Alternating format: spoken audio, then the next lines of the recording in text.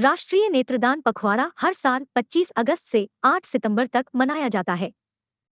यह एक अभियान है जिसका उद्देश्य नेत्रदान के महत्व के बारे में जन जागरूकता पैदा करना और लोगों को मृत्यु के बाद दान के लिए अपनी आंखें प्रतिज्ञा करने के लिए प्रेरित करना है। भारत में लगभग 68 लाख लोग कम से कम एक आंख में कॉर्नियल ब्लाइंडनेस से पीड़ित हैं। इनमें से 10 लाख लोग दोनों आंखों के अंधे हैं। तो आइए मिलते हैं अंबरनाथ के सुप्रसिद्ध गणपति नेत्रालय के डॉक्टर राहुल चौधरी से हमारे इस खास पेशकश में। नमस्ते, मैं डॉक्टर राहुल चौधरी, नेत्र चिकित्सक। मैं गणपति नेत्रालय अंबरनाथ में प्रैक्टिस करता हूँ। सबसे कॉमनली आँख में तो मोतियाबिंद होता है। अभी भी हम देखते हैं कि बहुत सारे थोड़ी सी लापरवाही की वजह से बहुत लेट हो जाते हैं मोतियाबिंद के लिए, और फिर वो पक जाता है। और जब भी मोतियाबिंद पक जाता है तो उतना ऑपरेशन थोड़ा सा डिफ़िकल्ट हो जाता है। लेकिन सबसे कॉमनली मोतियाबिंद में, या फिर किसी को अगर जो पर्दा है वो सरक जाता है, या हमारा जो कॉर्निया रहता है, जो ब्लैक पोर्शन हम आँख में देखते हैं, उसकी अगर कई बीमारियां हैं वो भी ट्रीटेबल रहती है, लेकिन उसमें भी थोड़े से देर से आते हैं तो उसमें भी नज़र चली जाती है आँख की। अगर हम आई डोनेशन की बात करें तो आई डोनेशन के लिए क्या कोई कानूनी प्रक्रिया है? ऐसे प्रॉपरली कानूनी प्रक्रिया ऐसे तो नहीं है, बट आई डोनेशन कोई भी कर सकता है और सभी लोगों ने करना चाहिए।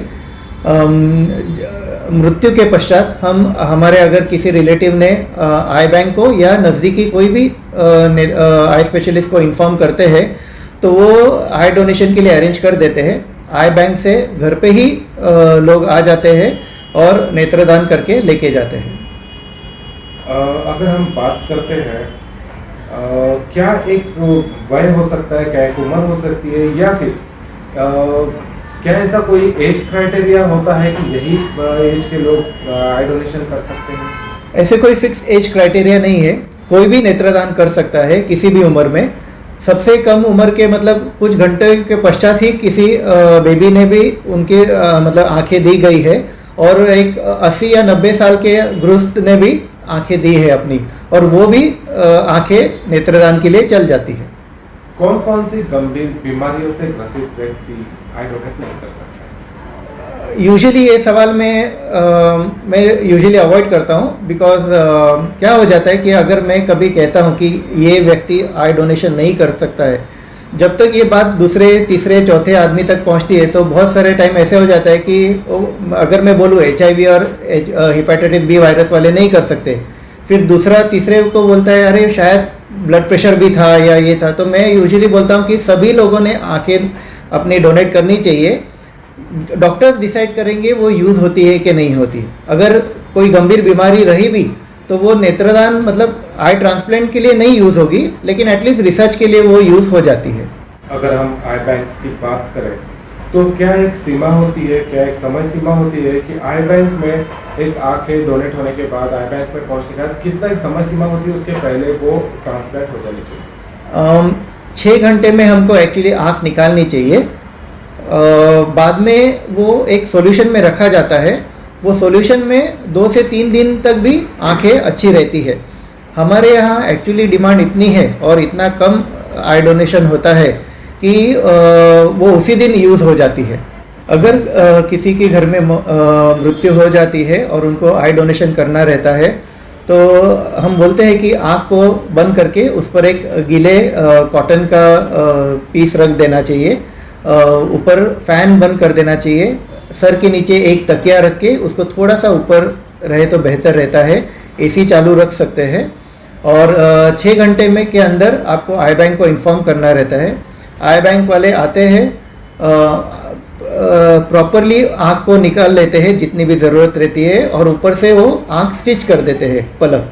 तो बाहर से कोई भी विद्रूपता नहीं रहती है, जैसे शरीर पहले था वैसे ही दिखता है, उसमें कोई भी विद्रूपता नहीं आती है, और वो एक सॉल्यूशन में डालते हैं और आँख को ले जाते हैं। अगर हम बाकी देशों से तुलना करें तो आप भारत को आई डोनेशन या कॉर्नियल डोनेशन के मामले में कहाँ नजर पाते हैं? अभी एक्चुअली कुछ सालों पहले मीडिया ने आई डोनेशन के बारे में या बॉडी डोनेशन या ऑर्गन डोनेशन के बारे में प्रमोशन चालू किया है, इसलिए हमारे देश में अभी थोड़े से उसको गति प्राप्त हुई है। नहीं तो लेकिन फिर भी अभी भी बहुत दूर जाना है। बाकी देशों के कंपैरेटिवली हमारे यहाँ बहुत कम आई डोनेशन होता है। आप अगर यूरोपियन कंट्रीज़ या even south east Asian countries जैसे सिंगापुर या देश है, वहाँ पर आई डोनेशन बहुत कॉमनली होता है, या ऑर्गन डोनेशन भी, लेकिन भारत में बहुत कम होता है। 1 लाख के पीछे सिर्फ 0.5% आई डोनेशन होते हैं हमारे यहाँ पर। अगर हम नेत्रदान से रिलेटेड मिथ्स की अगर बात करें तो सभी धर्मों में अलग अलग मिथ्स है, इसके ऊपर आप क्या कहना चाहेंगे? एक्चुअली यहाँ पर बहुत सारे मिथ्स है, और सबसे कॉमन मिथ है कि अगर हम इस लाइफ में नेत्रदान करते हैं तो अगले लाइफ में हम नेत्रहीन पैदा होंगे। तो ऐसे ही कुछ धर्मों में भी मिथ्स होते हैं, लेकिन अभी ऐसा देखा गया है कि सभी धर्म के जो मेन लोग हैं वो अपने अपने धर्मों में नेत्रदान के लिए प्रमोशन कर रहे हैं। वो अपने अपने फॉलोअर्स को बताते हैं कि नेत्रदान सबको करना चाहिए। सो पुनर्जन्म क्या होता है? अगर कोई आपकी आंखों से अगर दूसरा कोई व्यक्ति दुनिया देख सकता है, वही उसके लिए पुनर्जन्म है। जो देशवासी इस वक्त आपको देख रहे हैं, क्या एक संदेश नेत्रदान पखवाड़ा पर आप देना चाहेंगे? नेत्रदान श्रेष्ठ दान, ये एक मेन संदेश मैं सबको पहुंचाना चाहता हूं। सभी लोगों ने आगे आके अपने नेत्रदान करने चाहिए। 1.5 साल से कोरोना का कहर सब जगह चालू है। कोरोना के डर से ऐसा देखा गया है कि बहुत सारे लोग अपनी आँख की ट्रीटमेंट नहीं करा रहे हैं और घर पे ही बैठे हैं।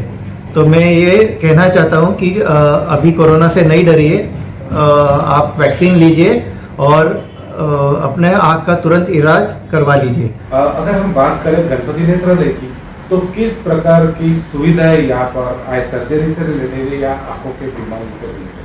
गणपति नेत्रालय में हमने सैनिटाइजेशन पूरी तरह से किया है और हर एक पेशेंट का हमने कोरोना के खिलाफ हम उस सब जांच करते हैं और यहाँ आंखों की हर ट्रीटमेंट आपको मिल सकती है। इसलिए डरने की ज़रूरत नहीं है, कोरोना की लड़ाई में हम आपके साथ हैं। जो भी देशवासी अभी आपको देख रहे हैं, अगर वो एक अपनी बीमारी से रिलेटेड आपसे संपर्क करना चाहते हैं तो किस प्रकार वो आपसे संपर्क कर सकते हैं? गणपति नेत्रालय अंबरनाथ में स्थित है, पूर्व बाजू में, स्टेशन के बाजू में ही स्थित है। यहाँ का लैंडलाइन नंबर आपके स्क्रीन पे नीचे आ गया होगा, तो उस पर मुझे संपर्क कर सकते हैं।